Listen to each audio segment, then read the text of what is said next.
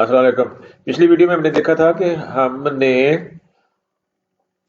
जीआईआर बनाई थी, मतलब जीआईआर हमने शुरू की थी। उसमें हमने ये बताया था कि किस सप्लायर की कौन सी जीआईआर में से कितनी क्वांटिटी हमने वापस करनी है। हमने इतनी बनाई थी और बाकी हमने काम जो है अगली वीडियो के लिए छोड़ दिया था। तो ये हमारी तीसरी वीडियो है, तो इसमें हम कोशिश करेंगे कि बाकी काम जो है उसको कंप्लीट कर सकें। तो शुरू करते हैं। परचेज रिटर्न पर क्लिक करना है। जीआईआर हमने बना रहे थे जीआईआर नंबर 8, तो जीआईआर 8 नंबर को हमने एडिट करना है। इसमें से हमने ये फैसला किया था कि जो सिंधु फैब्रिक है उसकी जीआईआर नंबर 23 में से 70.6 माल एज पर रिक्वायरमेंट ना होने की वजह से हम वापस कर रहे हैं। जब बना लेंगे, बनाने के बाद फिर हमने इसको रिलीज करना है। तो रिलीज का बटन ये है यहाँ पे। तो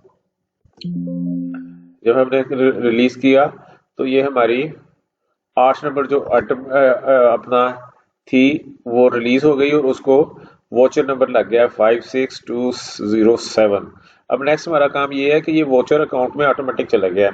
अब जो बंदा जी है परचेज रिटर्न बना रहा है उसका काम है कि वो उसको अकाउंटेंट को फोन करे ताकि वो अपना सिस्टम खोल के जो वोचर है परचेज एजीबी उसको चेक करे, चेक करके रिलीज कर दे ताकि जो आपका सप्लायर है ना उसका पहले लेजर अपडेट हो जाए, फिर उसको सामान भेजा जाए।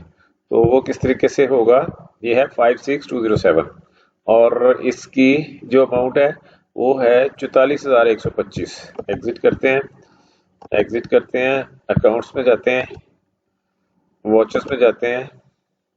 तो ये 44,125 का वोचर आपके सामने आया हुआ है।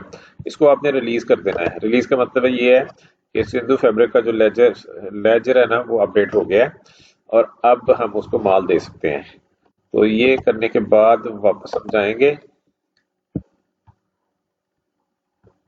स्टोर्स में, परचेज रिटर्न में 8 नंबर परचेज रिटर्न को एडिट करेंगे। तो ये उसको वोचर लग गया है। अब आपने उसका ओजीपी बनाना है।